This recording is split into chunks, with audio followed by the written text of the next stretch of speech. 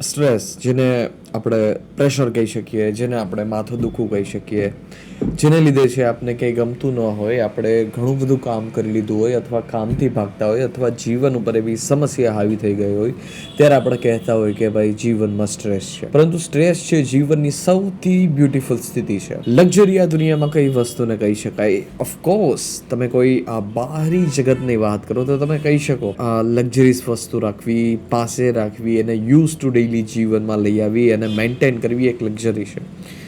પરંતુ the most beautiful thing, એના કરતાં પણ કોઈ સુંદર વસ્તુ હોય તો એ છે સ્ટ્રેસ. અને જ્યારે આપણે 100% આપણા કોઈ કામમાં દેતા હોઈએ અને તમને સ્ટ્રેસ આવે ત્યારે સમજી લેવાનું કે આ સ્ટ્રેસથી વધારે સુંદર છે એ દુનિયામાં કોઈ પણ વસ્તુ નથી. તમે કલાકો બ્યુટી પાર્લરમાં જઈ અને કલાકો પોતાના બગાડો છો. નખ છે એને રંગવા માટે પણ તમે કલાકો બગાડી નાખો છો, 2 કલાક, 3 કલાક, 4 કલાક. તમે તમારું જીવન છે ક્યાં બરબાદ કરી રહ્યા છો? ના તમારા જીવનમાં ચુનૌતી છે, ના તમારા જીવનમાં સ્ટ્રેસ છે, તો પછી તમારું જીવન છે શું કામનું છે? એક ગ્રોથની નિશાની છે સ્ટ્રેસ. સ્ટ્રેસ તમે કેટલું હેન્ડલ કરી શકો છો, અને સ્ટ્રેસ છે તમારા જીવનમાં એવરી ડે માટે જરૂરી વસ્તુ છે. જો જેના જીવનમાં સ્ટ્રેસ નથી, પછી એના જીવનમાં અઢળક પોતાના જીવનમાં બીમારીઓ આવે છે. કોઈ માનસિકતાની બીમારી હોય કે અથવા કોઈ વ્યક્તિત્વની બીમારી હોય, કોઈ સાથે એટેચમેન્ટ છે. પરંતુ આ બધી જ વસ્તુ ક્યારે થાય છે કે જ્યારે તમે તમારા પોતાના કામથી છે ભાગો છો.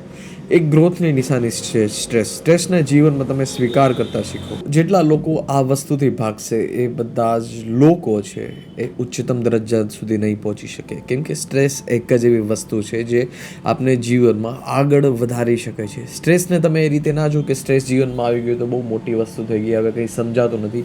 એવરી ડે માટે જ્યારે તમે સુવા જાઓ અને આખા દિવસમાં તમને જો સ્ટ્રેસ અનુભવ ના થયો હોય, તમે રાતે સુવા જાઓ ત્યારે તમને એ ફીલ ના થાય કે નથિંગ ઇઝ ઇમ્પોસિબલ, તો પછી એટલું સમજી લેવાનું કે દિવસમાં કોઈ સાર્થક કાર્ય આપણે કર્યું નથી. 1 કલાકનું કામ તમે 5 કલાકમાં પૂરું કરો છો ત્યારે તમે ફીલ નથી કરી શકતા કે નથિંગ ઇઝ ઇમ્પોસિબલ. તમારી ખુદ ઉપર એક શાન હશે, તમે એક કોન્ફિડન્ટથી તમે બોલી શકતા હશો કે નથિંગ ઇઝ ઇમ્પોસિબલ.